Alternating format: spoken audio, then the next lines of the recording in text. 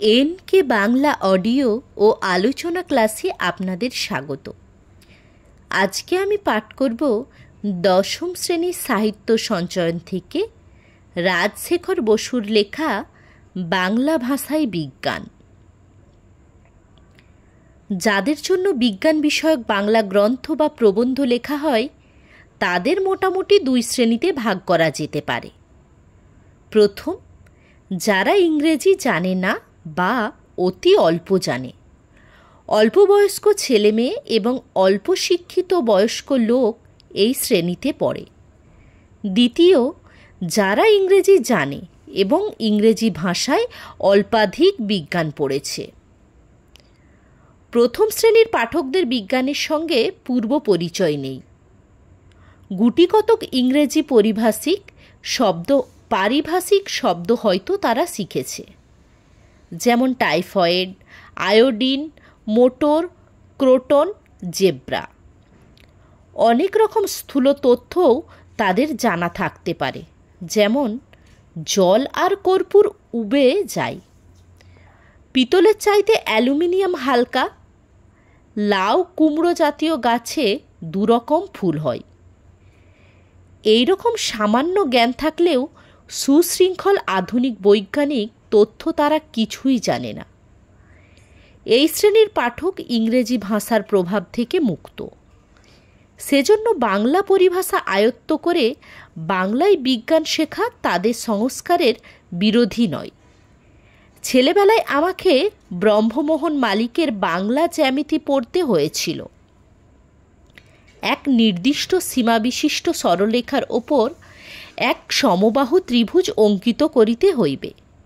এর মানে বুঝতে বাধা হয়নি, কারণ ভাষাগত বিরোধী সংস্কার ছিল না। কিন্তু যারা ইংরেজি জিওমেট্রি পড়েছে তাদের কাছে উক্ত প্রতিজ্ঞা বাক্যটি সুশ্রাব্য ঠেকবে না, তার মানেও স্পষ্ট হবে না। যে লোক আজন্ম ইজার পড়েছে তার পক্ষে হঠাৎ ধুতি পরা অভ্যাস করা একটু শক্ত। আমাদের সরকার ক্রমে ক্রমে রাজকার্যে দেশি পরিভাষা চালাচ্ছেন, তাতে অনেকে মুশকিলে পড়েছেন, কারণ তাদের নতুন করে শিখতে হচ্ছে। পূর্বোক্ত প্রথম শ্রেণীর পাঠক যখন বাংলায় বিজ্ঞান শেখে তখন ভাষার জন্য তারা বাধা হয় না, শুধু বিষয়টি যত্ন করে বুঝতে হয়। পাশ্চাত্য দেশের শিক্ষার্থীর চেয়ে তাকে বেশি চেষ্টা করতে হয় না। কিন্তু দ্বিতীয় শ্রেণীর পাঠক যখন বাংলা ভাষায় লেখা বৈজ্ঞানিক সন্দর্ভ পড়ে তখন তাকে পূর্ব সংস্কার দমন করে, অর্থাৎ ইংরেজির প্রতি অতিরিক্ত পক্ষপাত বর্জন করে। প্রীতির সহিত মাতৃভাষার পদ্ধতি আয়ত্ত করতে হয়। এই কারণে পাশ্চাত্য পাঠকের তুলনায় তার পক্ষে একটু বেশি চেষ্টা আবশ্যক। বাংলা ভাষায় বিজ্ঞান চর্চায় এখনও নানা রকম বাধা আছে। বাংলা পারিভাষিক শব্দ প্রচুর নেই।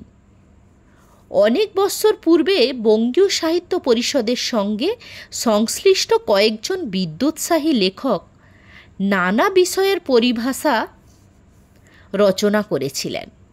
তাদের উদ্যোগের এই ত্রুটি ছিল যে তারা একযোগে কাজ না করে স্বতন্ত্রভাবে করেছিলেন। তার ফলে সংকলিত পরিভাষার সাম্য হয়নি। একই ইংরেজি সংজ্ঞার বিভিন্ন প্রতিশব্দ রচিত হয়েছে। 1936 সালে কলকাতা বিশ্ববিদ্যালয় যে পরিভাষা সমিতি নিযুক্ত করেছিলেন তাতে বিভিন্ন বিজ্ঞানের অধ্যাপক, ভাষাতত্ত্বজ্ঞ, সংস্কৃতজ্ঞ, পণ্ডিত এবং কয়েকজন লেখক একযোগে কাজ করেছিলেন। তার ফলে তাদের চেষ্টা অধিকতর সফল হয়েছে। পরিভাষা রচনা একজনের কাজ নয়, সমবেতভাবে না করলে নানা ত্রুটি হতে পারে। কলিকাতা বিশ্ববিদ্যালয়ের সংকলন খুব বড় নয়, আরও শব্দের প্রয়োজন আছে এবং তার জন্য উপযুক্ত ব্যবস্থা করা আবশ্যক। কিন্তু দরকার মতন বাংলা শব্দ পাওয়া না গেলেও বৈজ্ঞানিক রচনা চলতে পারে। যতদিন উপযুক্ত এবং প্রামাণিক বাংলা শব্দ রচিত না হয় ততদিন ইংরেজি শব্দই বাংলা বানানে চালানো ভালো।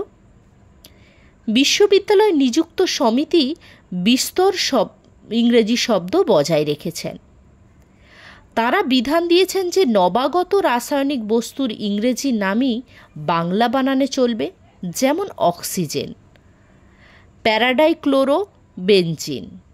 উদ্ভিদ ও প্রাণীর জাতিবাচক বা পরিচয়বাচক অধিকাংশ ইংরেজি বা সার্বজাতিক ইন্টারন্যাশনাল নামও বাংলায় চালানো যেতে পারে, যেমন ম্যালভাসি, ফার্ন, আর্থ্রোপোডা, ইনসেক্টা। পাশ্চাত্য দেশের তুলনায় এদেশের জনসাধারণের বৈজ্ঞানিক জ্ঞান নগণ্য। প্রাথমিক বিজ্ঞানের সঙ্গে কিঞ্চিত পরিচয় না থাকলেও কোনো বৈজ্ঞানিক সন্দর্ভ বোঝা কঠিন। ইউরোপ আমেরিকায় পপুলার সায়েন্স লেখা সুসাধ্য এবং সাধারণে তা সহজেই বোঝে, কিন্তু আমাদের দেশের বর্তমান অবস্থা তেমন নয়। বয়স্কদের জন্য যা লেখা হয় তাও প্রাথমিক বিজ্ঞানের মতন গোড়া থেকে না লিখলে বোধগম্য হয় না। জনসাধারণের জন্য যাঁরা বাংলা বিজ্ঞান লেখেন তাঁরা এ বিষয়ে অবহিত না হলে তাদের লেখা জনপ্রিয় হবে না। অবশ্য কালক্রমে এদেশে বিজ্ঞান শিক্ষার বিস্তার হলে এর অসুবিধা দূর হবে, তখন বৈজ্ঞানিক সাহিত্য রচনা সুসাধ্য হবে। বিজ্ঞান আলোচনার জন্য যে রচনা পদ্ধতি আবশ্যক তা অনেক লেখক এখনও আয়ত্ত করতে পারেননি। অনেক স্থলে তাদের ভাষা আড়ষ্ট এবং ইংরেজির আক্ষরিক অনুবাদ হয়ে পড়ে। এই দোষ থেকে মুক্ত না হলে বাংলা বৈজ্ঞানিক সাহিত্য সুপ্রতিষ্ঠিত হবে না। অনেক লেখক মনে করেন ইংরেজি শব্দের যে অর্থব্যাপ্তি বা কনোটেশন বাংলা প্রতিশব্দের ঠিক তাই হওয়া চাই। এজন্য অনেক সময় তারা অদ্ভুত অদ্ভুত শব্দ প্রয়োগ করেন। ইংরেজি সেন্সিটিভ শব্দ নানা অর্থে চলে, যেমন sensitive person, window, plant, balance, photographic paper ইত্যাদি। বাংলায় অর্থভেদ বিভিন্ন শব্দ প্রয়োগ করাই উচিত, যেমন অভিমানী, ব্যথাপ্রবণ, উত্তেজী, সুবেদী, সুগ্রাহী। সেন্সিটিভ পেপারের অনুবাদ স্পর্শকাতর কাগজ, অতি উৎকট, কিন্তু তাও কেউ কেউ লিখে থাকেন। সুগ্রাহী কাগজ লিখলে ঠিক হয়। অনেক লেখক তাদের বক্তব্য ইংরেজিতে ভাবেন এবং যথাযথ বাংলা অনুবাদে প্রকাশ করার চেষ্টা করেন। এতে রচনা উৎকট হয়। The automatic engine has not even reached the blue print stage. পরমাণু ইঞ্জিন নীলচিত্রের অবস্থাতেও পৌঁছায়নি। এরকম বর্ণনা বাংলা ভাষার প্রকৃতি বিরুদ্ধ। একটু ঘুরিয়ে লিখলে অর্থ সরল হয়। পরমাণু ইঞ্জিনের নকশা পর্যন্ত এখনও প্রস্তুত হয়নি। When sulphur burns in air the nitrogen does not take part in the reaction. যখন গন্ধক হাওয়ায় পড়ে তখন নাইট্রোজেন প্রতিক্রিয়ার অংশ গ্রহণ করে না। এরকম মাছি মারা নকল না করে নাইট্রোজেনের কোনো পরিবর্তন হয় না লিখলে বাংলা ভাষা বজায় থাকে। অনেকে মনে করেন পারিভাষিক শব্দ বাদ দিয়ে বক্তব্য প্রকাশ করলে রচনা সহজ হয়। এই ধারণা পুরোপুরি ঠিক নয়। স্থান বিশেষে পারিভাষিক শব্দ বাদ দেওয়া চলে, যেমন অমেরুদণ্ডীর বদলে লেখা যেতে পারে যেসব জন্তু শীত দ্বারা নেই, কিন্তু আলোক তরঙ্গর বদলে আলোর কম্পন বা নাচন লিখলে কিছুমাত্র সহজ হয় না। পরিভাষার উদ্দেশ্য ভাষার সংক্ষেপ এবং অর্থ সুনির্দিষ্ট করা। যদি বারবার কোনো বিষয়ের বর্ণনা দিতে হয় তবে অনর্থক কথা বেড়ে যায়, তাতে পাঠকের অসুবিধা হয়।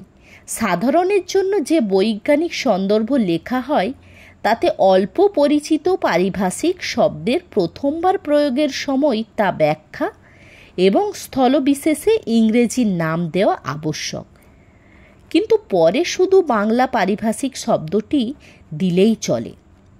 আমাদের আলংকারিকগণ শব্দের ত্রিবিধ কথা বলেছেন। অভিধা, লক্ষণা ও ব্যঞ্জনা।